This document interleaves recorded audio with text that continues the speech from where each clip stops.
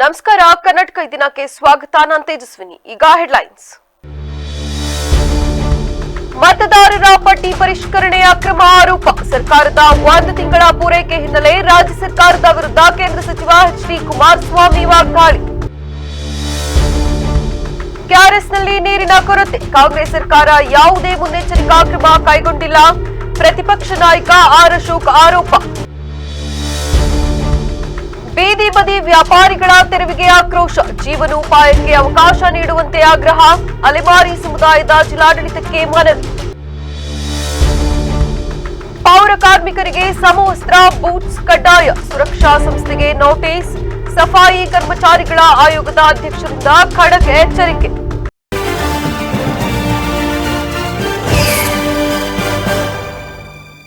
ರಾಜ್ಯದಲ್ಲಿ ಸದ್ಯ ನಡೆಯುತ್ತಿರುವ ವಿಶೇಷ ಮತದಾರರ ಪಟ್ಟಿ ಪರಿಷ್ಕರಣೆ ಪ್ರಕ್ರಿಯೆಯಲ್ಲಿ ವ್ಯಾಪಕ ಲೋಪದೋಷಗಳು ನಡೆದಿವೆ ಎಂದು ಕೇಂದ್ರ ಸಚಿವ ಎಚ್.ಡಿ. ಕುಮಾರಸ್ವಾಮಿ ರಾಜ್ಯ ಸರ್ಕಾರದ ವಿರುದ್ಧ ತೀವ್ರ ವಾಗ್ದಾಳಿ ನಡೆಸಿದ್ದಾರೆ. ಇನ್ನು ಈ ಕುರಿತು ಮಾತನಾಡಿದ ಅವರು, ಕರ್ನಾಟಕದಲ್ಲಿ ಪ್ರಸ್ತುತ ನಡೆಯುತ್ತಿರುವ ಮತದಾರರ ಪಟ್ಟಿ ಪರಿಷ್ಕರಣೆಗೆ ಯಾವುದೇ ಅರ್ಥವಿಲ್ಲ. ಇಲ್ಲಿನ ಚುನಾವಣಾ ಆಯುಕ್ತರು ಈಗಾಗಲೇ ಈ ವಿಷಯವನ್ನು ಕೇಂದ್ರ ಚುನಾವಣಾ ಆಯೋಗಕ್ಕೆ ಕಳುಹಿಸಿಕೊಟ್ಟಿರುವುದಾಗಿ ಮತ್ತು ಅಲ್ಲಿಂದ ಬರುವ ನಿರ್ದೇಶನದಂತೆ ಕ್ರಮ ಕೈಗೊಳ್ಳುವುದಾಗಿ ಹೇಳಿದ್ದಾರೆ. ಆದರೆ ನಮ್ಮ ಪ್ರಮುಖ ಆಗ್ರಹವೆಂದರೆ ಈಗ ನಡೆದಿರುವ ಸಂಪೂರ್ಣ ಪ್ರಕ್ರಿಯೆಯನ್ನು ರದ್ದುಗೊಳಿಸಬೇಕು ಎಂದರು. ಇದೇ ವೇಳೆ ಕಾಂಗ್ರೆಸ್ ಸರ್ಕಾರದ ಮೌನವನ್ನು ಪ್ರಶ್ನಿಸಿದ ಅವರು, ಈ ಗಂಭೀರ ವಿಷಯದ ಬಗ್ಗೆ ರಾಜ್ಯ ಸರ್ಕಾರದಿಂದ ಯಾವುದೇ ಪ್ರತಿಕ್ರಿಯೆ ಬಂದಿಲ್ಲ. ಪ್ರತಿದಿನ ಕಾಮೆಂಟ್ ಮಾಡುವ ಕೆಪಿಸಿಸಿ ಅಧ್ಯಕ್ಷರು ಎಲ್ಲಿ ಹೋಗಿದ್ದಾರೆ ಗೊತ್ತಿಲ್ಲ. ಈ ಸರ್ಕಾರಕ್ಕೆ ಗೌರವ, ಮಾನ ಮರ್ಯಾದೆ ಇದ್ರೆ ತಕ್ಷಣ ಪ್ರತಿಕ್ರಿಯಿಸಲಿ ಎಂದರು. ಬೆಂಗಳೂರಿನಲ್ಲಿ ನಡೆಯುತ್ತಿರುವ ಫುಟ್ಪಾತ್ ತೆರವು ಕಾರ್ಯಾಚರಣೆಯ ಕುರಿತು ಮಾತನಾಡಿದ ಅವರು, ಬೀದಿ ಬದಿ ವ್ಯಾಪಾರಿಗಳು ಹಾಗೂ ಸುಪ್ರೀಂ ಕೋರ್ಟ್ ಆದೇಶವನ್ನು ನಾವು ಗೌರವಿಸುತ್ತೇವೆ. ಸಾರ್ವಜನಿಕರ ಪ್ರಾಣ ರಕ್ಷಣೆ ಮಾಡುವುದು ಸರ್ಕಾರದ ಕರ್ತವ್ಯ ಎಂಬುದನ್ನು ಒಪ್ಪಿಕೊಳ್ಳೋಣ. ಆದರೆ ಪ್ರತಿನಿತ್ಯ ಬೀದಿ ಬದಿಯಲ್ಲಿ ವ್ಯಾಪಾರ ಮಾಡಿಕೊಂಡೇ ಬದುಕುತ್ತಿರುವ ಲಕ್ಷಾಂತರ ಕುಟುಂಬಗಳ ಜೀವನದ ಗತಿಯೇನು? ಅವರನ್ನು ಏಕಾಏಕಿ ಖಾಲಿ ಮಾಡಿಸಿ ಎಲ್ಲಿಗೆ ಕಳಿಸುತ್ತೀರಿ? ಬದುಕಿನ ಹಕ್ಕಿನ ಬಗ್ಗೆ ಮಾತನಾಡುವ ಈ ಸರ್ಕಾರ ಅವರಿಗೆ ಪರ್ಯಾಯ ವ್ಯವಸ್ಥೆ ಕಲ್ಪಿಸುವ ಬಗ್ಗೆ ಇಂದಿನವರೆಗೂ ಯಾವುದೇ ಚರ್ಚೆ ಮಾಡಿಲ್ಲ. ತಕ್ಷಣವೇ ರಸ್ತೆ ಬದಿ ವ್ಯಾಪಾರಿಗಳಿಗೆ ಪರ್ಯಾಯ ಜೀವನೋಪಾಯದ ವ್ಯವಸ್ಥೆ ಮಾಡಿಕೊಡಬೇಕೆಂದು ಆಗ್ರಹಿಸಿದರು. ರಾಜ್ಯದಲ್ಲಿ ಡಿಕೆ ಶಿವಕುಮಾರ್ ಅವರ ನೇತೃತ್ವದ ಸರ್ಕಾರ 1 ತಿಂಗಳು ಪೂರೈಸಿರುವ ಕುರಿತು ಲೇವಡಿ ಮಾಡಿದ ಕೇಂದ್ರ ಸಚಿವರು, ಇವರ ಅಧಿಕಾರಾವಧಿಯಲ್ಲಿ ಯಾವ ಸಾಧನೆಯಾಗಿದೆ? ಕೇವಲ ದೊಡ್ಡ ದೊಡ್ಡ ಘೋಷಣೆಗಳನ್ನು ಮಾಡುವುದೇ ಇವರ ಸಾಧನೆ. ಘೋಷಣೆಯಾದ ಯೋಜನೆಗಳಲ್ಲಿ ಯಾವುದು ಅನುಷ್ಠಾನಕ್ಕೆ ಬಂದಿದೆ? ಇವರು ಹೇಳಿದ 76,000 ಉದ್ಯೋಗಗಳ ಪ್ರಕ್ರಿಯೆ ಎಲ್ಲಿಗೆ ಬಂದು ನಿಂತಿದೆ ಎಂದು ಜನರಿಗೆ ತಿಳಿಸಿದ್ದಾರೆಯೇ? 1 ತಿಂಗಳಿನಲ್ಲಿ ಯಾವುದೇ ಪ್ರಮುಖ ಕೆಲಸಗಳು ಜಾರಿಯಾಗಿಲ್ಲ. ಇನ್ನು ಭಾರತ್ ಜೋಡೋ ಕಾರ್ಯಕರ್ತರಿಗೆ ಪಂಚಾಯಿತಿಗೆ 10 ಲಕ್ಷ ನೀಡುತ್ತೇವೆಂದು ಘೋಷಿಸಿದ್ದಾರೆ. ಸದ್ಯ ಸರ್ಕಾರದ ಬಳಿ ದುಡ್ಡಿಲ್ಲದ ಕಾರಣ ಜನರ ಜೇಬಿಗೆ ಕೈ ಹಾಕಿ ಹೇಗೆ ಪಿಕ್ ಪಾಕೆಟ್ ಮಾಡಬೇಕೆಂದು ಯೋಚಿಸುತ್ತಾ ಕೂತಿದ್ದಾರೆಂದು ಹೇಳಿದರು. ನಾನು ಅವ್ರಿಗೆ ಮನವಿ ಮಾಡ್ತೀನಿ. ಕೇಂದ್ರ ನಾಯಕರ ಜೊತೆಗೆ ಮಾತಾಡೋದು ಸರ್, ಅಮಿತ್ ಶಾ ಜೊತೆಗೆ ಇದು ಕೇಂದ್ರದ ನಾಯಕರಿಗಿಂತ ಹೆಚ್ಚಾಗಿ ಚುನಾವಣಾ ಆಯುಕ್ತರು ಮಾಡಬೇಕಾದಂಥ ತೀರ್ಮಾನ, ಸರ್ಕಾರ ಮಾಡೋ ತೀರ್ಮಾನ ಅಲ್ಲ. ಅದರಿಂದ ಚುನಾವಣಾ ಆಯುಕ್ತರಿಗೆ ಚರ್ಚೆ ಮಾಡ್ತೀನಿ. ರಿಯಾಕ್ಷನ್ ಇಲ್ಲವಲ್ಲ. ಆ ಕಾಂಗ್ರೆಸ್ ಅಧ್ಯಕ್ಷರು ಎಲ್ಲೋದ್ರೂ ಗೊತ್ತಿಲ್ಲ.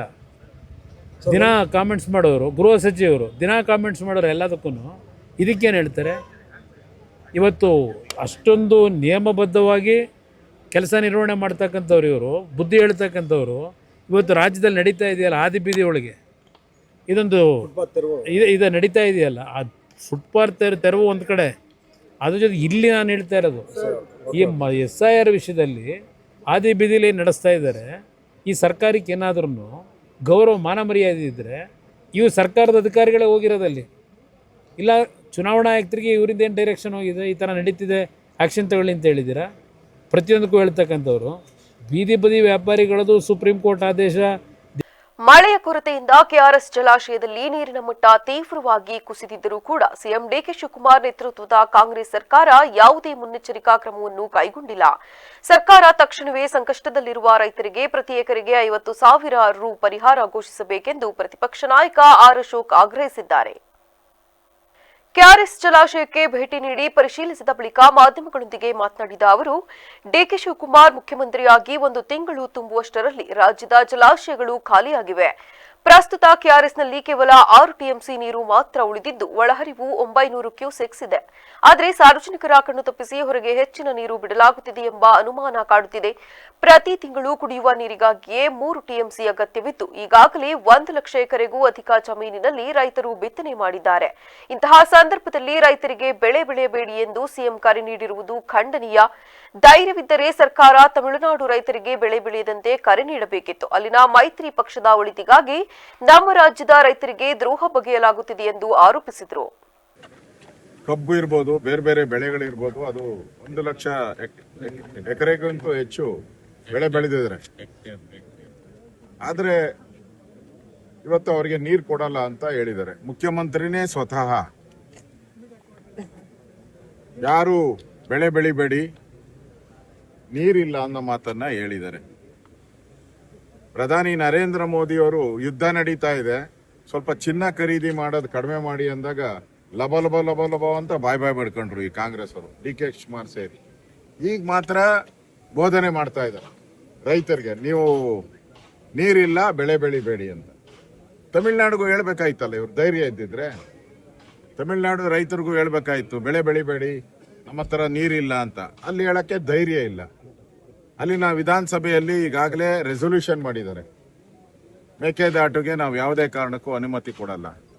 ಈ ಮುಖ್ಯಮಂತ್ರಿಗೆ ಏನಾದರೂ ಗೌರವ ಇದ್ದಿದ್ರೆ ಒಂದು ಅಧಿವೇಶನ ಕರೆದು ಅದು ಕೌಂಟರ್ ಆಗಿ ಒಂದು ಏನಾದರೂ ಮಾಡಬೇಕಾಗಿತ್ತಲ್ಲ. ಪ್ರತಿ ಬಾರಿನೂ ಹೀಗೆ ಕಾಂಗ್ರೆಸ್ ಸರ್ಕಾರ ಬಂದಾಗ ಅಲ್ಲಿ ಇಷ್ಟು ದಿನ ತಮಿಳ್ನಾಡಲ್ಲಿ ಸ್ಟಾಲಿನ್ ಇದ್ರು, ಇವ್ರು ಪಾರ್ಟ್ನರು.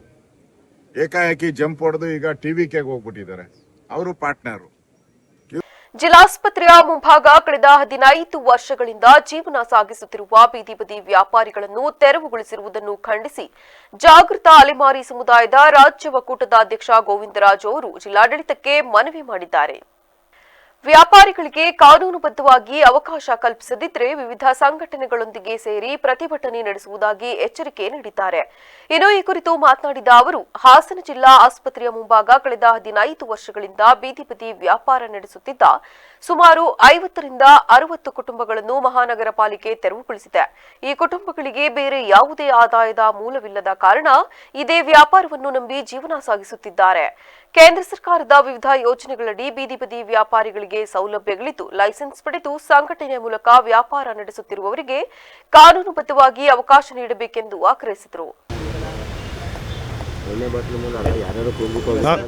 ನಾನು ಗೋವಿಂದರಾಜು ಅಂತೇಳಿ ಜಾಗೃತ ಅಲೆಮಾರಿ ಸಮುದಾಯ ರಾಜ್ಯ ಒಕ್ಕೂಟದ ಅಧ್ಯಕ್ಷ. ಈಗ ಹಾಸನ ಜಿಲ್ಲೆ ಒಳಗಡೆ ಏನು ತಾಲೂಕ್ ಪಂಚಾಯತ್ ಮುಂಭಾಗ, ಗೌರ್ಮೆಂಟ್ ಹಾಸ್ಪಿಟಲ್ ಮುಂಭಾಗ ಇರ್ತಕ್ಕಂಥ ಬೀದಿ ಬದಿ ವ್ಯಾಪಾರಿಗಳು ಸುಮಾರು 50ರಿಂದ 60 ಕುಟುಂಬಗಳು, ಬಡ ಕುಟುಂಬದವರು, ಇವರು ಈಗಾಗಲೇ ಸಂಘಟನೆ ಕೂಡ ಮಾಡಿಕೊಂಡು ಅವರು ಕಳೆದ 15-20 ವರ್ಷದಿಂದ ಅದನ್ನೇ ನಂಬಿ ಜೀವನ ಮಾಡ್ತಾ ಇದೆ. ಬೀದಿ ಬದಿ ವ್ಯಾಪಾರಿಗಳಿಗೆ ಕೇಂದ್ರ ಸರ್ಕಾರ ಹಲವಾರು ಸೌಲಭ್ಯಗಳನ್ನು ಕೊಡ್ತಾ ಇದೆ. ಅದು ಕೊಟ್ಟು ಅವ್ರಿಗೆ ಉತ್ತೇಜನ ಕೊಡ್ತಾ ಇದ್ದೇನೆ ಬದುಕಿ ಅಂತೇಳಿ. ಅವರಿಗೆ ಬೇರೆ ದಾರಿ ಇಲ್ಲ, ಬೇರೆ ಆಸ್ತಿ ಆಗಲಿ, ಅಡವಾಗಲಿ, ಜಮೀನಾಗಲಿ ಏನೇನೂ ಇಲ್ಲ. ಈಗ ನಂಬಿ ಜೀವನ ಮಾಡ್ತಕ್ಕಂಥ ಈ ಕುಟುಂಬಗಳನ್ನು ಮೊನ್ನೆ ಏಕಾಏಕಿ ಮುನ್ಸಿಪಾಲ್ಟಿಯಿಂದ ಅವ್ರನ್ನ ಎಲ್ಲ ಕ್ಯಾಂಟೀನ್ಗಳನ್ನ ಎತ್ತಿಸ್ಬಿಟ್ಟಿದ್ದಾರೆ. ಆದರೆ ನಾನು ವಿನಂತಿ ಮಾಡ್ಕೊಳ್ಳೋದಿಷ್ಟೇ, ಮೊನ್ನೆ ಜಿಲ್ಲಾಡಳಿತ ಇರ್ಬೋದು, ಕಮಿಷನರ್ ಇರ್ಬೋದು. ನಗರದಲ್ಲಿ ನಡೆದ ಪೌರಕಾರ್ಮಿಕರ ನೇರ ಸಂವಾದ ಕಾರ್ಯಕ್ರಮದಲ್ಲಿ ಕರ್ನಾಟಕ ರಾಜ್ಯ ಸಫಾಯಿ ಕರ್ಮಚಾರಿಗಳ ಆಯೋಗದ ಅಧ್ಯಕ್ಷರಾದ ಪಿ ರಘು ಅವರು ಭಾಗವಹಿಸಿ ಪೌರಕಾರ್ಮಿಕರ ಹಿತರಕ್ಷಣೆಗಾಗಿ ಕಟ್ಟುನಿಟ್ಟಿನ ಸೂಚನೆಗಳನ್ನು ನೀಡಿದರು. ಇನ್ನು ಈ ಕುರಿತು ಮಾತನಾಡಿದ ಅವರು, ಪೌರಕಾರ್ಮಿಕರಿಗೆ ಸಮವಸ್ತ್ರ, ಬೂಟ್ ಸೇರಿದಂತೆ ಅಗತ್ಯ ಸುರಕ್ಷಾ ಪರಿಕರಗಳನ್ನು ಕಡ್ಡಾಯವಾಗಿ ವಿತರಿಸಬೇಕೆಂದು ತಾಕೀತು ಮಾಡಿರುವ ಅವರು, ನಿಯಮಗಳನ್ನು ಉಲ್ಲಂಘಿಸುವ ಸಂಬಂಧಪಟ್ಟ ಅಧಿಕಾರಿಗಳು ಹಾಗೂ ಏಜೆನ್ಸಿಗಳ ವಿರುದ್ಧ ಕಠಿಣ ಕಾನೂನು ಕ್ರಮ ಕೈಗೊಳ್ಳುವುದಾಗಿ ಎಚ್ಚರಿಸಿದ್ದಾರೆ. ಅಪಾಯಕಾರಿ ಕೆಲಸ ನಿರ್ವಹಿಸುವ ಸಿಬ್ಬಂದಿಗೆ ಕನಿಷ್ಠ 2 ಜೋಡಿ ಸುರಕ್ಷಾ ಪರಿಕರಗಳನ್ನು ಒದಗಿಸಬೇಕೆಂದು ಒತ್ತಾಯಿಸಿದ ಅಧ್ಯಕ್ಷರು, ಹಾಸನದ ಸ್ಥಳೀಯ ಅಧಿಕಾರಿಗಳು ಈ ನಿಟ್ಟಿನಲ್ಲಿ ಸರಿಯಾದ ಮಾಹಿತಿ ನೀಡದ ಹಿನ್ನೆಲೆಯಲ್ಲಿ ತಮ್ಮ ತೀವ್ರ ಅಸಮಾಧಾನವನ್ನು ವ್ಯಕ್ತಪಡಿಸಿದರು. ಇದೇ ವೇಳೆ ಪೌರಕಾರ್ಮಿಕರ ವೇತನದಲ್ಲಿ ಪಿಎಫ್ ಕಡಿತ ಸೇರಿದಂತೆ ಯಾವುದೇ ರೀತಿಯ ಆರ್ಥಿಕ ಅಕ್ರಮಗಳು ನಡೆದಿದ್ದರೆ ಅದಕ್ಕೆ ಕಾರಣರಾದ ಏಜೆನ್ಸಿ ಮತ್ತು ಅಧಿಕಾರಿಗಳನ್ನು ಹೊಣೆಗಾರರನ್ನಾಗಿ ಮಾಡಿ ಕ್ರಮ ಜರುಗಿಸಲಾಗುವುದೆಂದು ಅವರು ಸ್ಪಷ್ಟಪಡಿಸಿದರು. ಜೊತೆಗೆ ಪೌರಕಾರ್ಮಿಕರ ಸುರಕ್ಷತೆಯನ್ನು ನಿರ್ಲಕ್ಷಿಸಿ ಸಮರ್ಪಕವಾಗಿ ಕಾರ್ಯನಿರ್ವಹಿಸದ ಸುರಕ್ಷಾ ಸಂಸ್ಥೆಯ ಇದುವರೆಗಿನ ಎಲ್ಲಾ ಕಾರ್ಯಗಳ ಸಂಪೂರ್ಣ ವರದಿಯನ್ನು ತಕ್ಷಣವೇ ಪಡೆದುಕೊಂಡು ಆ ಸಂಸ್ಥೆಗೆ ಶೋಕಾಸ್ ನೋಟಿಸ್ ಜಾರಿಗೊಳಿಸುವಂತೆ ಸಂಬಂಧಪಟ್ಟ ಹಿರಿಯ ಅಧಿಕಾರಿಗಳಿಗೆ ಸ್ಥಳದಲ್ಲೇ ಖಡಕ್ ಆದೇಶ ನೀಡಿದ್ದಾರೆ. ಗಮ್ಮು, ಬೋರ್ಡ್, ಶೂ ನೀವು ಏನೇನದಾವ ಎಲ್ಲ ಕೊಡಬೇಕು. ನೀವು ಔಟ್ಸೋರ್ಸ್ ಕೊಡಬಾರ್ದು ಅಂತ ಇಲ್ಲ, ಅವರಿಗೂ ಕೊಡ್ಬೇಕಂತ ಇರೋದು ರೂಲ್ಸ್. ಸರ್, ಈಗ ನೀವು ಫಸ್ಟ್ ಅವರಿಗೆ ಇಶ್ಯೂ ಮಾಡೋದು ಕಲ್ತ್ಕೊಂಡ್ರಿ. ಸರಿ ಸರ್, ಇದನ್ನ ಮೀಟಿಂಗ್ ಪ್ರೆಸಿಡೆಂಟ್ ಸೇರಿಸ್ರಿ. ಎಲ್ಲಿ ಮಾಡ್ತಿದಾರೆ? ಸರ್ ಇನ್ನು ಬಂದಂತಿದ್ದೀರಾ? ಸರ್ ಇನ್ನು 2-3 ದಿನದಲ್ಲಿ ನಾವು ಫೋಟೋ ತಮಗೆ ಸಬ್ಮಿಟ್ ಮಾಡ್ತೀನಿ ಸರ್. ಈಗ ಹಾಸನಲ್ಲಿ ಕಮಿಷನರ್ ಕೊಟ್ಟಿಲ್ಲ, ಇದ್ರ ಬಗ್ಗೆ ಒಂದು ನಾನು ಆಯೋಗದ ಕೇಸ್ ಮಾಡಿಸ್ಬಿಡ್ತೀನಿ ನೋಡ್ರಿ. ಇಲ್ಲ ಸರ್ 2-3 ದಿನದಲ್ಲಿ ಕೊಟ್ಟು ತಮಗೆ ಕೊಡ್ರಿ. ಏನ್ರಿ ತಿನ್ನಕ್ ಒಂದು ಬೇರೆ ವಿಧಾನ ಇಟ್ಕೊಳ್ರಿ. ಈ ಸಣ್ಣದೊಂದು ಯೂನಿಫಾರ್ಮ್ ಶೂನಾಗ ಏನ್ರಿ ಉಳಿಸ್ತೀರ ನೀವು? ಇಷ್ಟು ದೊಡ್ಡ ಕಾರ್ಪೊರೇಷನ್, ಇಷ್ಟು ದೊಡ್ಡ ಸಿಟಿ, ಈ ದೇಶದಾಗೆ ರಾಜ್ಯದಾಗೆ ಹೆಸರಿದಂತ ಹಾಸನ ಜಿಲ್ಲೆಗೆ ಇವ್ರಿಗೆ ಇನ್ನೂ ಶೋಷಣೆ ಮಾಡ್ತಿರಲ್ರಿ. ನಮ್ಗೊಂದು ID ಕಾರ್ಡ್ ಕೊಟ್ಟಿಲ್ಲ ಸರ್. ನನಗೆ ಸಾಹೇಬ್ರೆ, ನನಗೇನು ಸಮರ್ಥನೆ ಬೇಡ, ದಯವಿಟ್ಟು ನನಗೆ ಸಮರ್ಥನೆ ಬೇಡವಾ. ನಾನೇನಿಲ್ಲ ನಿಮ್ಮನ್ನ ಮೆಚ್ಕೊಂಡು ಮನೆಗೆ ಹೋಗಂಗಿಲ್ಲ, ಅವ್ರನ್ನೇನಿಲ್ಲ. ಸರಿ ಸರ್, ಫೋಟೋ ಸರ್ 1 ವೀಕಲ್ಲಿ ಈಗ ಎಲ್ಲ ಕೊಡಿಸ್ಬೇಕು. ಇಲ್ಲಾಂದ್ರೆ ನಾನು ಮುಂದಿನ ವಾರ ನಿಮ್ಮ ಮೇಲೆ ಇಬ್ಬರು ಎಲ್ಲ ಕೇಸ್, ಆಯೋಗದ ಮೇಲೆ ಕೇಸ್ ಮಾಡ್ತೀನಿ ನಿಮ್ಮ ಆಯೋಗದಿಂದ. ಆಗ್ಲಿ ಸರ್. 1 ವೀಕಲ್ಲಿ ನೌಕರಿಗೆ ಸುರಕ್ಷಾ ಧರಿಸು ವಿತರಣೆ ಕಡ್ಡಾಯ. ಮಾನ್ಯ ಜಿಲ್ಲಾಧಿಕಾರಿಗಳ ಬಗ್ಗೆ ನಮ್ಮ ಸಾಹೇಬರು ಕೂಡ ಇದ್ರು. ಪ್ರತಿಯೊಂದು ಜಿಲ್ಲಾಧಿಕಾರಿಗಳ ಮೀಟಿಂಗ್ ನಲ್ಲಿ, ಸಭೆಯಲ್ಲಿ ಹೊರಗುತ್ತಿಗೆಗಳಲ್ಲಿ ಕೆಲಸ ಮಾಡ್ತಕ್ಕಂಥ ನೌಕರರಿಗೆ ಕೊಡ್ಬೇಕಂತ ಹೇಳಿದ್ನಲ್ಲ ಈಗ ನಾನು. 2 ಜೊತೆ ಕೊಡ್ಬೇಕು, ಈಗ 1 ಜೊತೆ ಅಲ್ಲ. ಆಗ್ಲಿ ಸರ್, 2 ಜೊತೆನೆ 2 ಜೊತೆ ಕೊಡ್ಬೇಕಂತ ಇರೋದು ರೂಲ್ಸ್. ಆಗ್ಲಿ ಸರ್. ನೀವು ಬಹಳ ವರ್ಷದಿಂದ ಇದ್ರಿ, ಹಾಸನದಾಗ ಸೀನಿಯರ್ ಇದೀರ. ನಾವೇನು ಆಯೋಗದವ್ರು ಬಂದು ಹೇಳ್ಬೇಕಾಗಿಲ್ಲ ನೀವು ಯೂನಿಫಾರ್ಮ್ ಕೊಡೋದಕ್ಕೆ. ಆಗ್ಲಿ ಸರ್, ಈಗ 1 ವಾರದಲ್ಲಿ ತಮ್ಮ ಆಯ್ತು. ESI PF ಎಲ್ಲ ಯಾಕೆ ಕಟ್ ಮಾಡ್ತಿಲ್ಲ? ಯಾರು ಏಜೆನ್ಸಿ ಅವರು? ಸರ್ ESI PF ಒಂದೂ ಬಾಕಿ ಇಲ್ಲ ಸರ್, ಎಲ್ಲಾನು ಕಟ್ ಆಗಿದೆ. ಮತ್ತೆ ಈಗ ಅವ್ರು ಕೊಡ್ತಾ ಅಲ್ಲ ಏನ್ ಕಟ್ಟಾಗಿರೋದನ್ನ ಅವರಿಗೆ ಮಾಹಿತಿ ಸಿಗ್ತಾ ಇಲ್ಲ. ಒಂದು ಹೊರಗುತ್ತಿಗೆ ನೌಕರರಿಗೆ PF ESI ಕಟ್ ಮಾಡ್ತಾ ಇದ್ದಾರೆ, ಬಟ್ ಅವ್ರಿಗೆ ಮಾಹಿತಿಗಳು ಸಿಗ್ತಾ ಇಲ್ಲ. ಸರ್ ಒಂದು ಸಬ್ಮಿಷನ್ ಸರ್, ಯಾರ್ದು ಬೇಕು ಅಂತ ಹೇಳಿದ್ರೆ ನಾನು ಅವ್ರಿಗೆ ಯಾರಿಗೆ ಬೇಕಂತೇನಿಲ್ಲ. ಎವ್ರಿ ಮಂತ್ ಸ್ಯಾಲರಿ ಸ್ಲಿಪ್ ಎಲ್ಲರಿಗೂ ಕೊಡ್ಬೇಕು. ಯಾರಿಗೂ ಮಾಹಿತಿ ಬರ್ತಿಲ್ಲ ಸರ್ ಅದ್ರ ಬಗ್ಗೆ. ಸರ್ ಮೆಸೇಜ್ ಕಟ್ ಆಗುತ್ತೆ, ESI PF ಕಟ್ ಆಗೋದು ಮೆಸೇಜ್ ಬರುತ್ತೆ. ನಗರದ MG ರಸ್ತೆಯ V3 ಡ್ಯಾನ್ಸ್ ಕಂಪನಿಯ ಮಕ್ಕಳು ಮಲೇಷ್ಯಾದಲ್ಲಿ ನಡೆದ ಅಂತಾರಾಷ್ಟ್ರೀಯ ನೃತ್ಯ ಸ್ಪರ್ಧೆಯಲ್ಲಿ 9 ಚಿನ್ನದ ಪದಕ ಗೆಲ್ಲುವ ಮೂಲಕ ವಿಶೇಷ ಸಾಧನೆ ಮಾಡಿದ್ದಾರೆ. ಸುದ್ದಿಗೋಷ್ಠಿಯಲ್ಲಿ ನೃತ್ಯ ಸಂಯೋಜಕ ರಾಕೇಶ್ ಮಾತನಾಡಿ, ನಾವು ಕಷ್ಟಪಟ್ಟಿದ್ದಕ್ಕೆ ಉತ್ತಮ ಫಲಿತಾಂಶ ಸಿಕ್ಕಿದ್ದಕ್ಕೆ ಸಂತೋಷವಾಗುತ್ತಿದೆ. ಕನ್ನಡದ ಕೀರ್ತಿ ಪತಾಕೆಯನ್ನು ದೂರದೂರಿನಲ್ಲಿ ಹಾರಿಸಿದ್ದು ಸಂತೋಷ ತಂದಿದೆ ಎಂದರು.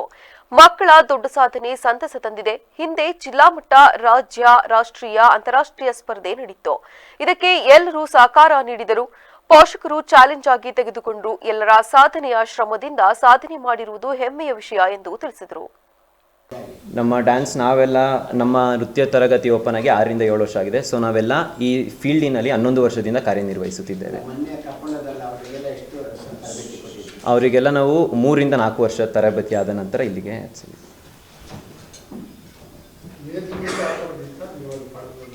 ಸರ್ ಏಜ್ ಕ್ಯಾಟಗರೀಸ್ ಇತ್ತು. ಅಂದರೆ 2 ವರ್ಷ ಇಂದ ಸ್ಟಾರ್ಟ್ ಆಗುತ್ತೆ ಮತ್ತು 30 ವರ್ಷದವರೆಗೆ ನಡೀತು. ಅದರಲ್ಲಿ ನಮ್ಮ ಮಕ್ಕಳು ಅವರ ವಯಸ್ಸಿನ ತಕ್ಕಂತೆ ಕ್ಯಾಟಗರಿಯಲ್ಲಿ ಮಾಡಿದರು.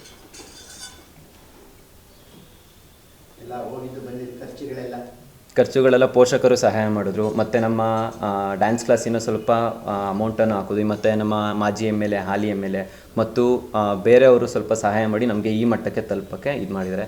ನಮಗೆ ಖುಷಿಯಾದ ವಿಷಯ ಏನಂದರೆ ನಮ್ಮ ಕರ್ನಾಟಕವನ್ನು ನಾವು ಇನ್ನೊಂದು ರಾಷ್ಟ್ರದಲ್ಲಿ ರೆಪ್ರೆಸೆಂಟ್ ಮಾಡಿದ್ದೀವಿ. ಅಲ್ಲೂ ನಮ್ಮ ಕರ್ನಾಟಕ ಬಾವುಟ ನಾವು ಅಲ್ಲೂ ಆರಿಸಿ ಬಂದಿದ್ದೀವಿ. ಹಿಂದೆ ಹಾಸನಿಗೆ ಇದೆ ಮೊದಲನೇ ಬಾರಿ ಹಾಸನಿಂದ.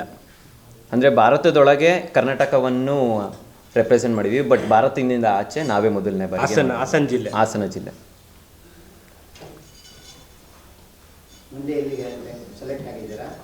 ಮುಂದೆ ವರ್ಲ್ಡ್ ಡ್ಯಾನ್ಸ್ ಫೆಸ್ಟಿವಲ್ ಅಂತ ನಡೆಯುತ್ತೆ. ಅದಕ್ಕೆ ನಮ್ಮ ಸಹಕಾರ ಸಪ್ತಾಹ ಆಚರಣೆಯ ಅಂಗವಾಗಿ ಕೃಷಕ್ ಭಾರತಿ ಕೋಆಪರೇಟಿವ್ ಲಿಮಿಟೆಡ್ ಕರ್ನಾಟಕದ ವತಿಯಿಂದ ಹಾಸನ ತಾಲೂಕಿನ ಮೊಸಳೆ ಹೊಸಹಳ್ಳಿಯಲ್ಲಿ ಆದಾಯ ಉತ್ಪಾದನಾ ಕಾರ್ಯಕ್ರಮ ಮತ್ತು ಉಚಿತ ಆರೋಗ್ಯ ತಪಾಸಣಾ ಶಿಬಿರವನ್ನು ಹಮ್ಮಿಕೊಳ್ಳಲಾಗಿತ್ತು. ಉತ್ಪಾದನಾ ಕಾರ್ಯಕ್ರಮದ ಭಾಗವಾಗಿ ಪಾಕ್ಸ್ ಮೂಲಕ ಗುರುತಿಸಲಾದ ಸಮಾಜದ ಆರ್ಥಿಕವಾಗಿ ಹಿಂದುಳಿದ ಮಹಿಳೆಗೆ ಕ್ರಿಪ್ಕೋ ವತಿಯಿಂದ ಉಚಿತವಾಗಿ ಹೊಲಿಗೆ ಯಂತ್ರವನ್ನು ವಿತರಿಸಲಾಯಿತು. ಇದೇ ಸಂದರ್ಭದಲ್ಲಿ ಭಾಗವಹಿಸಿದ್ದ ಎಲ್ಲ ರೈತರಿಗೆ ಮತ್ತು ಸಾರ್ವಜನಿಕರಿಗೆ ಉಚಿತ ಆರೋಗ್ಯ ತಪಾಸಣೆಯನ್ನು ಆಯೋಜಿಸಲಾಗಿದ್ದು, ಕಾರ್ಯಕ್ರಮದಲ್ಲಿ ಮುಖ್ಯವಾಗಿ ಕ್ರಿಪ್ಕೋ ಸಂಸ್ಥೆಯ ಉತ್ಪನ್ನಗಳಾದ ಶಿವಾರಿಕಾ, ರೈಜು ಸೂಪರ್ ಮತ್ತು ದ್ರವ ಜೈವಿಕ ಗೊಬ್ಬರಗಳನ್ನು ಭತ್ತದ ಬೆಳೆಯಲ್ಲಿ ಬಳಸುವುದರಿಂದ ಆಗುವ ಪ್ರಯೋಜನಗಳ ಬಗ್ಗೆ ರೈತರಿಗೆ ಮಾಹಿತಿ ನೀಡಲಾಯಿತು. ಕ್ರಿಪ್ಕೋ ಪ್ರಾದೇಶಿಕ ಮಾರಾಟ ಅಧಿಕಾರಿ ಕಾರ್ತಿಕ್ ಕೆಬಿ ಅವರು ಸಾವಯವ ಕೃಷಿ, ಸಿಟಿ ಕಾಂಪೋಸ್ಟ್, ಜೈವಿಕ ಗೊಬ್ಬರಗಳು ಹಾಗೂ ಜಿಂಕ್ ಸಲ್ಫೇಟ್ ಬಳಕೆಯ ಮಹತ್ವವನ್ನು ವಿವರಿಸಿ ರೈತರ ಸಂಶಯಗಳಿಗೆ ಸೂಕ್ತ ಡೋಸೇಜ್ ಹಾಗೂ ಅನ್ವಯಿಸುವ ವಿಧಾನಗಳ ಮೂಲಕ ಪರಿಹಾರ ನೀಡಿದರು. ಕಾರ್ಯಕ್ರಮದಲ್ಲಿ ಮೊಸಳೆ ಹೊಸಳ್ಳಿ ಪ್ಯಾಕ್ಸ್ ಅಧ್ಯಕ್ಷರಾದ ಚಂದ್ರು, ಕ್ರಿಪ್ಕೋ ಆರ್ಜಿಪಿ ಸದಸ್ಯರಾದ ಸ್ವಾಮಿಗೌಡ, ಎಂಎಂಎಂ ಆಸ್ಪತ್ರೆಯ ಸಂಸ್ಥಾಪಕ ನಿರ್ದೇಶಕರಾದ ಡಾಕ್ಟರ್ ಉಮೇಶ್, ಯಶಸ್ವಿನಿ ಸಂಯೋಜಕರಾದ ವಿಕ್ರಮ್ ಸೇರಿದಂತೆ ಗ್ರಾಮದ ಸುಮಾರು 90 ರಿಂದ 100 ಪ್ರಗತಿಪರ ರೈತರು ಉಪಸ್ಥಿತರಿದ್ದರು. ಸಕಲೇಶಪುರ ತಾಲೂಕಿನ ಶಿರಾಡಿ ಘಾಟ್ ರಸ್ತೆಯಲ್ಲಿ ಶನಿವಾರ ಬೆಳಗಿನ ಜಾವ ಸಿಮೆಂಟ್ ಇಟ್ಟಿಗೆಗಳನ್ನು ಸಾಗಿಸುತ್ತಿದ್ದ ಲಾರಿಯೊಂದು ಪಲ್ಟಿಯಾದ ಪರಿಣಾಮ ಕೆಲಕಾಲ ಸಂಚಾರ ಅಸ್ತವ್ಯಸ್ತಗೊಂಡು 2 ಬದಿಗಳಲ್ಲಿ ವಾಹನಗಳು ಸಾಲುಗಟ್ಟಿ ನಿಂತವು. ಘಟನೆಯ ಮಾಹಿತಿ ತಿಳಿಯುತ್ತಿದ್ದಂತೆಯೇ ಪೊಲೀಸರು ಸ್ಥಳಕ್ಕೆ ಆಗಮಿಸಿ ಸಂಚಾರ ನಿಯಂತ್ರಿಸುವ ಕಾರ್ಯ ಆರಂಭಿಸಿದರು. ಲಾರಿ ಹಾಗೂ ರಸ್ತೆಗೆ ಚಿಲ್ಲಾಪಿಲ್ಲಿಯಾಗಿದ್ದ ಸಿಮೆಂಟ್ ಇಟ್ಟಿಗೆಗಳನ್ನು ತೆರವುಗೊಳಿಸುವ ಕಾರ್ಯ ನಡೆಯುತ್ತಿದ್ದು, ವಾಹನಗಳ ಸಂಚಾರವನ್ನು ಸುಗಮಗೊಳಿಸಲು ಕ್ರಮ ಕೈಗೊಳ್ಳಲಾಗಿದೆ. ಅಪಘಾತಕ್ಕೆ ನಿಖರ ಕಾರಣವೇನು, ಚಾಲಕನ ಸ್ಥಿತಿ ಹೇಗಿದೆ ಹಾಗೂ ಘಟನೆಯಲ್ಲಿ ಗಾಯಾಳುಗಳಾಗಿದ್ದಾರೆಯೇ ಎಂಬ ಕುರಿತು ಇನ್ನೂ ಅಧಿಕೃತ ಮಾಹಿತಿ ಲಭ್ಯವಾಗಿಲ್ಲ. ಈ ಕುರಿತು ಪೊಲೀಸರು ಪರಿಶೀಲನೆ ನಡೆಸುತ್ತಿದ್ದು, ಹೆಚ್ಚಿನ ಮಾಹಿತಿ ನಿರೀಕ್ಷಿಸಲಾಗಿದೆ. ದೇಸಿ ಕಲೆ ಮತ್ತು ಸಂಸ್ಕೃತಿಗಳನ್ನು ಪುನರುತ್ಥಾನಗೊಳಿಸುವ ನಿಟ್ಟಿನಲ್ಲಿ ಪಟ್ಟಣದ ಪ್ರತಿಮಾ ಟ್ರಸ್ಟ್ ನಿರಂತರ ಶ್ರಮಿಸುತ್ತಿದ್ದು, ಅವರನ್ನು ಪ್ರೋತ್ಸಾಹಿಸುವ ಮನಸ್ಸುಗಳು ಹೆಚ್ಚಾಗಬೇಕೆಂದು ಶಾಸಕ ಸಿಎನ್ ಬಾಲಕೃಷ್ಣ ಆಶಿಸಿದರು. ಪ್ರತಿಮಾ ಟ್ರಸ್ಟ್, ಕನ್ನಡ ಮತ್ತು ಸಂಸ್ಕೃತಿ ಇಲಾಖೆ ಹಾಗೂ ಪಟ್ಟಣದ ನೂತನ ಕೆಪಿಎನ್ ಶಾಲೆಯ ಸಹಯೋಗದಲ್ಲಿ ಶಿವಜ್ಯೋತಿ ಕಲ್ಯಾಣ ಮಂಟಪದಲ್ಲಿ ಆಯೋಜಿಸಿದ್ದ ವಾರ್ಷಿಕ ಶಿಬಿರದ ಉದ್ಘಾಟನೆ ನೆರವೇರಿಸಿ ಮಾತನಾಡಿದ ಅವರು, ಪ್ರತಿಮಾ ಟ್ರಸ್ಟ್ ಮೂಲಕ ಡೊಳ್ಳುಕುಣಿತದ ತಂಡವನ್ನು ಕಟ್ಟಲು ಅದಕ್ಕೆ ಅಗತ್ಯವಿರುವ ಪರಿಕರಗಳನ್ನು ಕೊಡಿಸುವ ಭರವಸೆ ನೀಡಿದರು. ಮುಂದಿನ ಪೀಳಿಗೆಗೆ ನಮ್ಮ ಕೊಡುಗೆ ಇರಬೇಕು. ಎಲ್ಲ ಕಲೆಗಳ ಮೂಲವಾದ ಜನಪದ ಕಲೆಗಳನ್ನು ಘೋಷಿಸುವ ಮೂಲಕ ನಮ್ಮ ಕರ್ತವ್ಯವನ್ನು ಪ್ರತಿಯೊಬ್ಬರೂ ಮಾಡಬೇಕು. ಯಾವುದೇ ಕಲೆಗೆ ಬೆಲೆ ಕಟ್ಟಲು ಸಾಧ್ಯವಿಲ್ಲ. ಜನಪದ ವಾದ್ಯಕಲೆಗಳನ್ನು ಪ್ರೋತ್ಸಾಹಿಸಲು ಸರ್ಕಾರದ ವಿವಿಧ ಇಲಾಖೆಗಳು ಪ್ರಾಮಾಣಿಕವಾಗಿ ಮುಂದಾಗಬೇಕು. ಕನ್ನಡ ರಾಜ್ಯೋತ್ಸವ ಪುರಸ್ಕಾರಕ್ಕೆ ಪ್ರತಿಮಾ ಟ್ರಸ್ಟ್ ಅರ್ಹವಾಗಿದೆ ಎಂದು ತಿಳಿಸಿದರು. ಈ ಒಂದು ಕಲೆಯ ಕಲೆಯನ್ನ ಜಾನಪದ ಸಂಸ್ಕೃತಿಯನ್ನು ಉಳಿಸುವಂತ ನಿಟ್ಟಿನಲ್ಲಿ ಒಂದು ಗಣನೀಯವಾದಂಥ ಒಂದು ಸೇವೆಯನ್ನ ಇವತ್ತು ಮಾಡ್ತಾ ಇದೆ. ಅದು ನಮಗೆ ಹೆಮ್ಮೆಯ ಸಂಗತಿ ಅಂತ ನಾನು ಕೂಡ ಭಾವಿಸಿದ್ದೇನೆ. ಏಕೆಂದರೆ ರಾಜ್ಯ ಮಟ್ಟದಲ್ಲಿ ನಿಂತವ್ರಿಗೆ ನನ್ನ ಪ್ರಕಾರ ರಾಜ್ಯೋತ್ಸವ ಪ್ರಶಸ್ತಿಯನ್ನು ಕೊಟ್ಟರು ಕೂಡ ಅತಿಶೋಕ್ತಿ ಆಗಲಾರದು ಅನ್ನೋದು ನನ್ನ ಭಾವನೆ. ಹಾಗಿನ್ನೂ ಕೂಡ ಹೆಚ್ಚು ತೊಡಗುತ್ತಾರೆ. ಇವತ್ತು ನೋಡಿ, ಇವತ್ತು ಕನ್ನಡ ಮತ್ತು ಸಂಸ್ಕೃತಿ ಇಲಾಖೆ ಇದೆ, ಕನ್ನಡ ಪ್ರಾಧಿಕಾರ ಇದೆ, ರಾಜ್ಯ ಸಾಹಿತ್ಯ ಪರಿಷತ್ ಇದೆ. ಇಂಥದಕ್ಕೆ ಹೆಚ್ಚಿನ ಆದ್ಯತೆಯನ್ನು ನೀಡಬೇಕು. ಯಾವತ್ತೋ ವರ್ಷಕ್ಕೊಮ್ಮೆ ದೊಡ್ಡ ಕಾರ್ಯಕ್ರಮದಲ್ಲಿ ಕ್ಷೇತ್ರ ಶಿಕ್ಷಣಾಧಿಕಾರಿ ಎಚ್ಎಚ್ ಸತೀಶ್, ಮುಖ್ಯ ಶಿಕ್ಷಕಿ Netravathi, BRC KN Anil, ECO Srinivas, Nagendra, ಗಾಣಿಕರ ಸಂಘದ ಅಧ್ಯಕ್ಷ ಸಿಬಿ ಸುಬ್ರಹ್ಮಣ್ಯ, ಕಾರ್ಯದರ್ಶಿ ಡಿ ಜಗದೀಶ್ ಚಂದ್ರ ಇನ್ನಿತರರು ಉಪಸ್ಥಿತರಿದ್ದರು. ಕೃತಕ ಬುದ್ಧಿಮತ್ತೆಯ ತಂತ್ರಜ್ಞಾನವು ವಿದ್ಯಾರ್ಥಿಗಳ ಕಲಿಕಾ ವಿಧಾನದಲ್ಲಿ ಕ್ರಾಂತಿಕಾರಕ ಬದಲಾವಣೆ ತರಲಿದ್ದು, ಗ್ರಾಮೀಣ ಭಾಗದ ವಿದ್ಯಾರ್ಥಿಗಳಿಗೆ ನವೀನ ಶಿಕ್ಷಣದ ದಾರಿ ತೆರೆದಿಡಲಿದೆ ಎಂದು ನಾಗೇಶ್ ಸಮೂಹ ಶಿಕ್ಷಣ ಸಂಸ್ಥೆಗಳ ಅಧ್ಯಕ್ಷ ಡಾಕ್ಟರ್ ಕೆ ನಾಗೇಶ್ ತಿಳಿಸಿದರು. ಪಟ್ಟಣದ ಜ್ಞಾನಸಾಗರ ಅಂತಾರಾಷ್ಟ್ರೀಯ ಪಬ್ಲಿಕ್ ಶಾಲೆಯಲ್ಲಿ ಶುಕ್ರವಾರದಂದು ನೂತನವಾಗಿ ಅಳವಡಿಸಿರುವ ಐರಿಸ್ ಕೃತಕ ಬುದ್ಧಿಮತ್ತೆಯ ರೋಬೋಟ್ ಶಿಕ್ಷಕಿಯ ಅನಾವರಣ ಕಾರ್ಯಕ್ರಮದ ಅಧ್ಯಕ್ಷತೆ ವಹಿಸಿ ಅವರು ಮಾತನಾಡಿದರು. ಶಿಕ್ಷಣ ವಲಯದಲ್ಲಿ ಕ್ರಾಂತಿ ಮೂಡಿಸುವ ಕಾಲ ಹತ್ತಿರವಾಗುತ್ತಿದೆ. ಮಾಹಿತಿ ತಂತ್ರಜ್ಞಾನದ ಹೊಸ ಆವಿಷ್ಕಾರದಲ್ಲಿ ಈಗ ಹೊಸ ಸೇರ್ಪಡೆ ಐರಿಸ್ ಕೃತಕ ಬುದ್ಧಿಮತ್ತೆ ಶಿಕ್ಷಕಿಯಾಗಿದ್ದು, ಕೃತಕ ಬುದ್ಧಿಮತ್ತೆ ತಂತ್ರಜ್ಞಾನ ಆಧಾರಿತ ಐರಿಸ್ ರೋಬೋಟ್ ಶಿಕ್ಷಕಿಯನ್ನು ಜಿಲ್ಲೆಯಲ್ಲೇ ಮೊಟ್ಟಮೊದಲು ನಮ್ಮ ಶಾಲೆಗೆ ಅಳವಡಿಸಲಾಗಿದೆ. ಇದು ಶಿಕ್ಷಣ ಕ್ಷೇತ್ರದಲ್ಲಿ ಮಹತ್ವದ ಮೈಲಿಗಲ್ಲಾಗಿದೆ. ಇಂತಹ ತಂತ್ರಜ್ಞಾನ ಸೌಲಭ್ಯಗಳು ವಿದ್ಯಾರ್ಥಿಗಳಲ್ಲಿ ವೈಜ್ಞಾನಿಕ ಚಿಂತನೆ ಹಾಗೂ ತಾಂತ್ರಿಕ ನೈಪುಣ್ಯವನ್ನು ವೃದ್ಧಿಸಲು ಸಹಕಾರಿಯಾಗುತ್ತವೆ ಎಂದು ತಿಳಿಸಿದರು. ಕ್ಷೇತ್ರ ಶಿಕ್ಷಣಾಧಿಕಾರಿ ಎಚ್ಎಚ್ ಸತೀಶ್ ಮಾತನಾಡಿ, ಸದಾ ಹೊಸತನ ಪ್ರಯೋಗಶೀಲತೆಯ ಮೂಲಕ ಡಿಜಿಟಲ್ ವ್ಯವಸ್ಥೆಗಳ ಬಳಕೆ ಮಾಡಿ ಗುಣಮಟ್ಟದ ಶಿಕ್ಷಣ ಒದಗಿಸುವಲ್ಲಿ ಶಾಲೆಯ ಆಡಳಿತ ಮಂಡಳಿಯ ಪ್ರಯತ್ನ ಶ್ಲಾಘನೀಯವಾಗಿದೆ. ಇದು ಕೇವಲ ಪುಸ್ತಕದ ಜ್ಞಾನವನ್ನು ಮೀರಿ ಜಾಗತಿಕ ಮಟ್ಟದಲ್ಲಿ ಯಶಸ್ಸು ಗಳಿಸಲು ಮತ್ತು ಭವಿಷ್ಯದ ಉದ್ಯೋಗಾವಕಾಶಗಳಿಗಾಗಿ ವಿದ್ಯಾರ್ಥಿಗಳನ್ನು ಸಜ್ಜುಗೊಳಿಸುತ್ತಿದೆ ಎಂದರು. ಕಾರ್ಯಕ್ರಮದಲ್ಲಿ ನಾಗೇಶ್ ಸಮೂಹ ಶಿಕ್ಷಣ ಸಂಸ್ಥೆಗಳ ಕಾರ್ಯನಿರ್ವಹಣಾಧಿಕಾರಿ ಡಾಕ್ಟರ್ ಭಾರತೀಯ ನಾಗೇಶ್, ಡೀನ್ ಡಾಕ್ಟರ್ ಸುಜಾ ಫಿಲಿಪ್, ಜಿಲ್ಲಾ ಯೂತ್ ಕಾಂಗ್ರೆಸ್ ಕಾರ್ಯದರ್ಶಿ ಜೆಕೆ ಮಂಜುನಾಥ್ ಸೇರಿದಂತೆ ಶಿಕ್ಷಕ ವೃಂದದವರು ಹಾಗೂ ವಿದ್ಯಾರ್ಥಿಗಳು ಭಾಗವಹಿಸಿದ್ದರು. ರಾಜ್ಯದಲ್ಲಿ ಭೀಕರ ಬರಗಾಲ ಆವರಿಸಿದ್ದರೂ ರೈತರ ಗೋಳು ಕೇಳಲು ಈ ಸರ್ಕಾರದಲ್ಲಿ ಯಾರೂ ಇಲ್ಲ. ಇದು ಕೇವಲ ಒಂದು ವಾಸ್ತು ಸರ್ಕಾರವಾಗಿದ್ದು, ಏನೇ ಮಾಡಬೇಕೆಂದರೂ ಇವರಿಗೆ ವಾಸ್ತು ಅಡ್ಡ ಬರುತ್ತಿದೆ ಎಂದು ಬಿಜೆಪಿ ಎಂಎಲ್ಸಿ ಎನ್ ರವಿಕುಮಾರ್ ತೀವ್ರ ಆಕ್ರೋಶ ವ್ಯಕ್ತಪಡಿಸಿದ್ದಾರೆ. ಕಲಬುರಗಿಯಲ್ಲಿ ಮಾಧ್ಯಮಗಳೊಂದಿಗೆ ಮಾತನಾಡಿದ ಅವರು, ರಾಜ್ಯದ ಜಲಾಶಯಗಳು ಖಾಲಿಯಾಗುತ್ತಿದ್ದು ಬರದ ಛಾಯೆ ಆವರಿಸಿದ್ದರೂ ಮಂತ್ರಿಗಳು ಜನರ ಬಳಿಗೆ ಹೋಗುತ್ತಿಲ್ಲ. ಇರೋ ಮಂತ್ರಿಗಳಲ್ಲೇ ಅಸಮಾಧಾನ ಉಗಿಯಾಡುತ್ತಿದೆ. ರಾಜ್ಯ ಸರ್ಕಾರ ಕೂಡಲೇ ಸರ್ವಪಕ್ಷಗಳ ಸಭೆ ಕರೆದು ಇಡೀ ರಾಜ್ಯವನ್ನು ಬರಪೀಡಿತ ಎಂದು ಘೋಷಿಸಬೇಕು ಮತ್ತು ಕುಡಿಯುವ ನೀರಿನ ಸಮಸ್ಯೆಯ ಕುರಿತು ತುರ್ತು ಚರ್ಚೆ ನಡೆಸಬೇಕು ಎಂದು ಒತ್ತಾಯಿಸಿದರು. ಇದೇ ವೇಳೆ ಕಲಬುರಗಿ ಉಸ್ತುವಾರಿ ಸಚಿವ ಪ್ರಿಯಾಂಕ್ ಖರ್ಗೆ ಅವರು ಬೆಂಗಳೂರನ್ನೇ ಕೇಂದ್ರ ಮಾಡಿಕೊಂಡಿದ್ದಾರೆಂದು ವ್ಯಂಗ್ಯವಾಡಿದ ಅವರು ಅವರನ್ನು ಹುಡುಕಿ ಕೊಡಿ ಎಂದು ಅಭಿಯಾನ ಮಾಡಬೇಕಾದ ಪರಿಸ್ಥಿತಿ ಬಂದಿದೆ ಎಂದರು. ನಮ್ಮ ರಾಜ್ಯದಲ್ಲಿ ಅದೇನೋ ಒಂದು ರಿಜಿಸ್ಟ್ರೇಷನ್ನೇ ಬಹಳ ದೊಡ್ಡ ಸಮಸ್ಯೆ ಆಗ್ಬಿಟ್ಟಿದೆ. ರೈತರ ಸಮಸ್ಯೆಗಿಂತ ಗೋಳು ಹೊಯ್ಕೊಳ್ತಾ ಇದ್ದಾರೆ ರೈತರು. ಅದ್ಯಾರಿಗೂ ಕೂಡ ಸರ್ಕಾರಕ್ಕೆ ದೊಡ್ಡ ಸಮಸ್ಯೆ ಆಗಿನೇ ಕಾಣಿಸ್ತಾ ಇಲ್ಲ. ರಿಜಿಸ್ಟ್ರೇಷನ್ನೇ ಭಾಳ ದೊಡ್ಡ ಸಮಸ್ಯೆ ಆಗಿಬಿಟ್ಟಿದೆ. ಇಡೀ ಸಮಾಜಕ್ಕೆ ಯಾರಿಗೂ ಸಮಸ್ಯೆ ಅನ್ನಿಸ್ತಾ ಇಲ್ಲ ಅದು ರಿಜಿಸ್ಟ್ರೇಷನ್. ಯಾರು ರಿಜಿಸ್ಟ್ರೇಷನ್ ನಿಮಗೆಲ್ರಿಗೂ ಕೂಡ ಗೊತ್ತಿದೆ. ನಿಮ್ಮ ಹೋಮ್ ಮಿನಿಸ್ಟ್ರೇ ಮಾತಾಡ್ತಾ ಇದ್ದಾರೆ. ನಿಮ್ಮ ಹೋಮ್ ಮಿನಿಸ್ಟ್ರಿಗೆ ಭಾಳ ದೊಡ್ಡ ನಂಬರ್ 1 ಪ್ರಾಬ್ಲಮ್ ದೇಶದಲ್ಲಿ. ಅಂಥ ದೊಡ್ಡ ಸಮಸ್ಯೆ ಆಗಿಬಿಟ್ಟಿದೆ. ಈ ರೈತರ ಸಮಸ್ಯೆ ಅವ್ರಿಗೆ ಕಣ್ಣಿಗೆ ಕಾಣಿಸ್ತಾ ಇಲ್ಲ. ಲಾ ಅಂಡ್ ಆರ್ಡರ್ ಅಂತಕ್ಕಂಥದ್ದು ಕುಸಿದೋಗ್ಬಿಟ್ಟಿದೆ, ಅವ್ರಿಗೆ ಕಣ್ಣಿಗೆ ಕಾಣಿಸ್ತಾ. ಅಪ್ರಾಪ್ತ ಬಾಲಕಿಯನ್ನು ಅಪಹರಿಸಿದ್ದ ಆರೋಪಿಯೊಬ್ಬ ಪೊಲೀಸರ ಕಣ್ಣು ತಪ್ಪಿಸಿ ಪೊಲೀಸ್ ಠಾಣೆಯಿಂದಲೇ ಎಸ್ಕೇಪ್ ಆಗಿರುವ ಘಟನೆ ಜಿಲ್ಲೆಯ ಅಫಜಲಪುರ ಪೊಲೀಸ್ ಠಾಣೆಯಲ್ಲಿ ನಡೆದಿದೆ. ಅಫಜಲಪುರ ಠಾಣಾ ವ್ಯಾಪ್ತಿಯಲ್ಲಿ ಬಾಲಕಿಯನ್ನು ಅಪಹರಿಸಿ ಪುಣೆಗೆ ಪರಾರಿಯಾಗಿದ್ದ ಈತನನ್ನು ಮೊಬೈಲ್ ಲೊಕೇಶನ್ ಬೆನ್ನತ್ತಿದ ಪೊಲೀಸರು ಬಂಧಿಸಿ ಠಾಣೆಗೆ ಕರೆತಂದಿದ್ರು. ಸಂಜೆಯ ವೇಳೆ ಪೊಲೀಸರು ಸಂತ್ರಸ್ತ ಬಾಲಕಿಯನ್ನು ವೈದ್ಯಕೀಯ ಪರೀಕ್ಷೆಗಾಗಿ ಕರೆದುಕೊಂಡು ಹೋಗಿದ್ರು. ಇದೇ ಸಮಯ ಸಾಧಿಸಿದ ಠಾಣೆಯಲ್ಲಿದ್ದ ಆರೋಪಿಯು ಕಳೆದ ರಾತ್ರಿ ಸುಮಾರು 3 ಗಂಟೆಯ ಸುಮಾರಿಗೆ ಪೊಲೀಸ್ ಠಾಣೆಯ 2ನೇ ಮಹಡಿಯಿಂದ ಕೆಳಗೆ ಜಿಗಿದು ಪರಾರಿಯಾಗಿದ್ದಾನೆ. ಈ ಘಟನೆಗೆ ಸಂಬಂಧಿಸಿದಂತೆ ಅಫಜಲಪುರ ಪೊಲೀಸ್ ಠಾಣೆಯಲ್ಲಿ ಪ್ರಕರಣ ದಾಖಲಾಗಿದ್ದು ಪೊಲೀಸರು ಆರೋಪಿಯ ಪತ್ತೆಗಾಗಿ ತೀವ್ರ ಶೋಧ ಕಾರ್ಯ ಆರಂಭಿಸಿದ್ದಾರೆ. ಕೆಆರ್ಎಸ್ ಜಲಾಶಯದಿಂದ ಬೆಂಗಳೂರಿಗೆ 6ನೇ ಹಂತದ ಕುಡಿಯುವ ನೀರಿನ ಯೋಜನೆಯನ್ನು ಅನುಷ್ಠಾನಗೊಳಿಸಿದರೆ ಮುಂದಿನ ದಿನಗಳಲ್ಲಿ ನೀರಿನ ಅಭಾವದಿಂದ ಮಂಡ್ಯ ಜಿಲ್ಲೆಯ ಜನರೇ ವಲಸೆ ಹೋಗಬೇಕಾದ ಪರಿಸ್ಥಿತಿ ಎದುರಾಗಬಹುದೆಂದು ಅಜ್ಜನಹಳ್ಳಿಯ ಪ್ರಸನ್ನಕುಮಾರ್ ಆತಂಕ ವ್ಯಕ್ತಪಡಿಸಿದ್ದಾರೆ. ಮಳವಳ್ಳಿ ಪಟ್ಟಣದ ಪೇಟೆ ಶ್ರೀರಾಮ ಒಕ್ಕಲಿಗರ ಭವನದಲ್ಲಿ ಸಂಪೂರ್ಣ ಸಾವಯವ ಕೃಷಿಕರ ಸಂಘದ ವತಿಯಿಂದ ಹಮ್ಮಿಕೊಳ್ಳಲಾಗಿದ್ದ ಕಾವೇರಿ ಉಳಿವಿಗಾಗಿ ಹೋರಾಟದ ಪೂರ್ವಭಾವಿ ಸಭೆಯಲ್ಲಿ ಭಾಗವಹಿಸಿ ಮಾತನಾಡಿದ ಅವರು, ಬೆಂಗಳೂರಿನಲ್ಲಿ ಲಭ್ಯವಿರುವ 41 ಟಿಎಂಸಿಯಷ್ಟು ನೀರನ್ನು ಸಮರ್ಪಕವಾಗಿ ಬಳಸಿಕೊಳ್ಳದೆ ಕೆಆರ್ಎಸ್ನಿಂದ ನೀರು ಕೊಂಡೊಯ್ಯಲು ಮುಂದಾಗಿರುವ ಸರ್ಕಾರದ ಯೋಜನೆ ಸರಿಯಾದ ಕ್ರಮವಲ್ಲ ಎಂದು ಅವರು ಆರೋಪಿಸಿದರು. ಬೆಂಗಳೂರು ಭಾಗದಲ್ಲಿ ವ್ಯರ್ಥವಾಗುವ ನೀರನ್ನು ಸಂಸ್ಕರಿಸಿ ಶೇಖರಿಸಿದರೆ ಅಲ್ಲಿನ ಜನರಿಗೆ ಸುಲಭವಾಗಿ ನೀರು ಒದಗಿಸಬಹುದು. ಅದನ್ನು ಬಿಟ್ಟು ಕೆಆರ್ಎಸ್ನಿಂದ ನೀರು ಕೊಂಡೊಯ್ಯುವುದು ಎಷ್ಟು ನ್ಯಾಯ ಎಂದು ಪ್ರಶ್ನಿಸಿದ ಅವರು, ಈ ಯೋಜನೆಯ ವಿರುದ್ಧ ಮಂಡ್ಯ ಜಿಲ್ಲೆಯ ಜನರು ಕಾನೂನಾತ್ಮಕವಾಗಿ ಹೋರಾಟ ಮಾಡುವುದು ಅನಿವಾರ್ಯವಾಗಿದೆ ಎಂದು ಕರೆ ನೀಡಿದರು. ಪ್ರವಾಹ ಬಂದಾಗ ಡೌನ್ ಸ್ಟ್ರೀಮ್ ಇಂದ ನೀರು ಕೆಆರ್ಎಸ್ ಇಂದ ಈಗ ಹೋಗ್ತದೆ, ವೇಸ್ಟಾಗಿ ಹೋಗ್ತಾ ಇದೆ. ಅದು ಇದಕ್ಕೊಂದು ಉದಾಹರಣೆ ಆಂಧ್ರ, ತೆಲಂಗಾಣ ಇದರಲ್ಲೆಲ್ಲ ಇದನ್ನು ಮಾಡಿದ್ದಾರೆ. ಕರ್ನಾಟಕದಲ್ಲೂ ಒಂದು ಕಡೆ ಮಾಡಿದ್ದಾರೆ.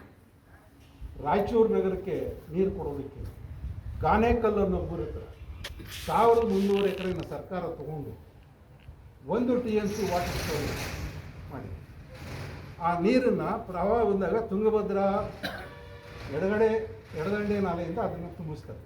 ಪ್ರವಾಹ ಬಂದರೆ ಮಾತ್ರ ತುಂಬಿಸ್ತಾರೆ. ಹಾಗೆ ಅದನ್ನು ಸ್ಟಾಕ್ ಇಟ್ಕೊಂಡು ಬೇಸಿಗೆಯಲ್ಲಿ ತೊಂದರೆ ಆದಾಗ ಅದನ್ನು ಓಪನ್. ಸೊ ಹೀಗೆ ನೀವು ಕಾವೇರಿ ನದಿಯಿಂದ ಬೆಂಗಳೂರು ತನಕ ಇದ್ದಾರೆ, ಮಡ್ರಾಸ್ ತನಕ ವಾಟರ್ ಶೆಡ್ಗಳು ಮಾಡ್ಕೊಂಡೋಗಿ ಪ್ರವಾಹ ಬಂದಾಗ ನೀರನ್ನು ಅಲ್ಲಿ ತುಂಬಿಸ್ಕೊಳ್ಳಿ. ಈಗ ಹೋದ ವರ್ಷ ಪ್ರವಾಹ ಬಂದಿದೆ, ನೀವು ಒಂದು 10-15 TMC ತುಂಬಿಸ್ಕೋಬೋದಾಗಿತ್ತು.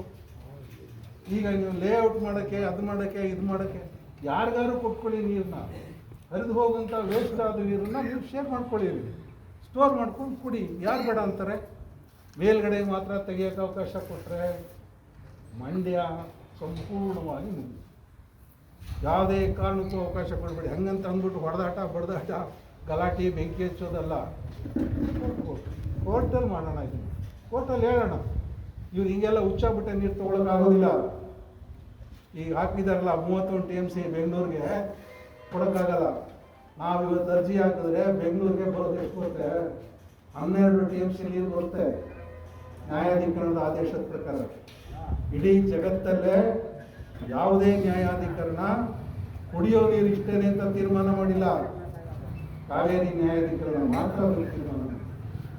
31 TMC ನೀರು ಕೊಟ್ಟೋದು ನಮಗೆ ಕುಡಿಯಕ್ಕೆ. ಈ ಪೂರ್ವಭಾವಿ ಸಭೆಯಲ್ಲಿ ಪರಿಸರ ಮಾಲಿನ್ಯ ನಿಯಂತ್ರಣ ಮಂಡಳಿಯ ಮಾಜಿ ಅಧ್ಯಕ್ಷ ಶಿವಲಿಂಗಯ್ಯ, ರೈತ ಸಂಘದ ಮುಖಂಡ ಬೋರಯ್ಯ, ಇಂಡುವಾಳು ಚಂದ್ರಶೇಖರ್, ಸಂಪೂರ್ಣ ಸಾವಯವ ಕೃಷಿಕರ ಸಂಘದ ಅಧ್ಯಕ್ಷ ಮಹೇಶ್ ಕುಮಾರ್, ದೊಡ್ಡಣ್ಣ, ಚಿಕ್ಕಣ್ಣ ಸೇರಿದಂತೆ ವಿವಿಧ ರೈತಪರ ಸಂಘಟನೆಗಳ ಪದಾಧಿಕಾರಿಗಳು ಹಾಗೂ ಪ್ರಮುಖರು ಉಪಸ್ಥಿತರಿದ್ದರು.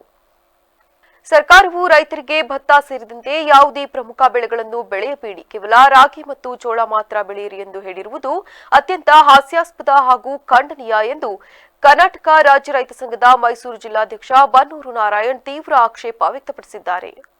ಟಿನರಸೀಪುರದಲ್ಲಿ ಮಾತನಾಡಿದ ಅವರು, ಈಗಾಗಲೇ ರಾಜ್ಯ ಸರ್ಕಾರ ಬರಗಾಲ ಎಂದು ಘೋಷಣೆ ಮಾಡಿದೆ. ಕೇವಲ ಘೋಷಣೆಗೆ ಸೀಮಿತವಾಗದೆ ಸಂಕಷ್ಟದಲ್ಲಿರುವ ರೈತರು ಜೀವನ ನಡೆಸಲು ಅನುಕೂಲವಾಗುವಂತೆ ಪ್ರತಿ ಎಕರೆಗೆ 1 ಲಕ್ಷ ರೂಪಾಯಿ ಬರ ಪರಿಹಾರವನ್ನು ತಕ್ಷಣವೇ ನೀಡಬೇಕೆಂದು ಒತ್ತಾಯಿಸಿದರು. ಇದೇ ವೇಳೆ ಸರ್ಕಾರದ ವಿರುದ್ಧ ತೀವ್ರ ಆಕ್ರೋಶ ಹೊರಹಾಕಿದ ಅವರು, ರಾಜ್ಯ ಸರ್ಕಾರವು ರೈತರ ಎಲ್ಲಾ ಸಾಲಗಳನ್ನು ಸಂಪೂರ್ಣವಾಗಿ ಮನ್ನಾ ಮಾಡಬೇಕು. ಇದರಿಂದ ಮಾತ್ರ ರೈತರ ಬದುಕು ಹಸನಾಗಲು ಸಾಧ್ಯ. ಒಂದು ವೇಳೆ ಸಾಲ ಮನ್ನಾ ಮಾಡದೆ ನಿರ್ಲಕ್ಷ್ಯ ವಹಿಸಿದ್ರೆ ಮುಂದಿನ ದಿನಗಳಲ್ಲಿ ನಡೆಯುವ ರೈತರ ಆತ್ಮಹತ್ಯೆಗಳಿಗೆ ರಾಜ್ಯ ಸರ್ಕಾರವೇ ನೇರ ಹೊಣೆಯಾಗಬೇಕಾಗುತ್ತದೆ ಎಂದು ಎಚ್ಚರಿಕೆ ನೀಡಿದರು. ಹಂಗಾಗಿ ಇವತ್ತು ನಾವು ರಾಜ್ಯ ಸರ್ಕಾರವನ್ನು ಆಗ್ರಹ ಮಾಡ್ತಾ ಇದ್ದೇವೆ. ಜಾನುವಾರುಗಳನ್ನ ರಕ್ಷಣೆ ಮಾಡಬೇಕಾದ್ದು ಸರ್ಕಾರದ ಆದ್ಯ ಕರ್ತವ್ಯ ಆಗಿರ್ತದೆ. ಹಾಗಾಗಿ ಕನಿಷ್ಠ 1 ಎಕರೆಗೆ 1 ಲಕ್ಷ ರೂಪಾಯಿ ಕಾಂಪನ್ಸೇಷನನ್ನು ಕೊಡಬೇಕು. ಅಂದರೆ 1 ಎಕರೆಗೆ 1 ಲಕ್ಷ ರೂಪಾಯಿ ಬರ ಪರಿಹಾರವನ್ನು ಕೊಡಬೇಕು. ಅದೇ ರೀತಿಯಲ್ಲಿ ರಾಜ್ಯದಲ್ಲಿರ್ತಕ್ಕಂಥ ಎಲ್ಲ ರೈತರ ಸಾಲ ಮನ್ನಾ ಮಾಡಬೇಕು. ಇದರಿಂದ ಏನಾಗ್ತದೆ ಅಂದರೆ ರಾಜ್ಯದ ರೈತರ ಹಿತ ಕಾಯ್ತಾರೆ, ಮುಂದಿನ ಪೀಳಿಗೆಗೆ ರೈತರನ್ನ ರಕ್ಷಣೆ ಮಾಡ್ದಂಗೆ ಆಗುತ್ತೆ. ರಾಜ್ಯ ಸರ್ಕಾರದ ಹೊಣೆ ಕೂಡ ಅದೇ ಆಗಿರುತ್ತದೆ. ರಾಜ್ಯ ಸರ್ಕಾರಕ್ಕೆ ಏನಾದರೂ ರೈತರ ಮತ್ತು ಜಾನುವಾರುಗಳ ಮೇಲೆ ಕಾಳಜಿ ಇದ್ದರೆ ಕೂಡಲೇ ತುರ್ತು ಅಧಿವೇಶನವನ್ನು ಕರೆದು ರಾಜ್ಯ ಸರ್ಕಾರ ಸಾಲ ಮನ್ನಾ. ಈ ಸಂದರ್ಭದಲ್ಲಿ ರೈತ ಸಂಘದ ಪ್ರಮುಖರಾದ ಬೆಟಹಳ್ಳಿ ಶಿವರಾಮ್, ತುರಗನೂರು ಕೃಷ್ಣೇಗೌಡ, ಶ್ರೀನಿವಾಸ್ ಹಾಗೂ ವಾಟಾಳ್ ಲೋಕೇಶ್ ಉಪಸ್ಥಿತರಿದ್ದರು. ನಾಡಪ್ರಭು ಕೆಂಪೇಗೌಡರವರ ಜಯಂತ್ಯೋತ್ಸವವನ್ನು ಕರ್ನಾಟಕ ರಕ್ಷಣಾ ವೇದಿಕೆ ತಾಲೂಕು ಘಟಕದ ವತಿಯಿಂದ ಮಳವಳ್ಳಿ ಪಟ್ಟಣದ ಕರ್ನಾಟಕ ರಕ್ಷಣಾ ವೇದಿಕೆಯ ಕಚೇರಿ ಮುಂದೆ ಸರಳವಾಗಿ ಆಚರಿಸಲಾಯಿತು. ಈ ವೇಳೆ ಕರ್ನಾಟಕ ರಕ್ಷಣಾ ವೇದಿಕೆಯ ಅಧ್ಯಕ್ಷ ಅಪ್ಪೇಗೌಡ ಮಾತನಾಡಿ, ಬೆಂಗಳೂರು ನಿರ್ಮಾಣ ಮಾಡಿದ ನಾಡಪ್ರಭು ಕೆಂಪೇಗೌಡ 300ಕ್ಕೂ ಹೆಚ್ಚು ಕೆರೆಗಳನ್ನು ನಿರ್ಮಾಣ ಮಾಡಿದ ಮಹಾನ್ ವ್ಯಕ್ತಿ. ಇವರನ್ನು ನಾವೆಲ್ಲರೂ ನೆನಪು ಮಾಡಿಕೊಳ್ಳಬೇಕೆಂದು ತಿಳಿಸಿದರು. ಈ ದಿನ ನಮ್ಮ ಕಿರ್ಗಾವಲು ಹೋಬಳಿ ಘಟಕದ ಅಧ್ಯಕ್ಷರು ಅನಿವಾರ್ಯ ಕಾರಣಾಂತರದಿಂದ ಅವರು ಕಾರ್ಯಕ್ರಮಗಳಿಗೆ ಭಾಗವಹಿಸ್ತಿರೋದ್ರಿಂದ ಈಗ ಹೊಸದಾಗಿ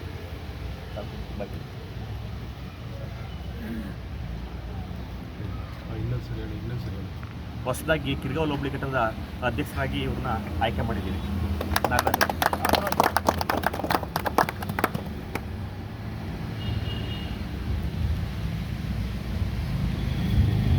ಕಾರ್ಯಕ್ರಮದಲ್ಲಿ ಉಪಾಧ್ಯಕ್ಷ ಚನ್ನೇಗೌಡ, ಮಲ್ಲಿಕಾರ್ಜುನ, ಕಿರುಗಾವಲು ಹೋಬಳಿ ಅಧ್ಯಕ್ಷ ನಾಗರಾಜು, ಮಾದೇಶ, ಮಹೇಶ, ತಿಮ್ಮಣ್ಣ, ಮಧು, ಶ್ರೀನಿವಾಸ್, ಜಾಲತಾಣದ ಶೇಖರ ಸೇರಿದಂತೆ ಹಲವರು ಹಾಜರಿದ್ದರು.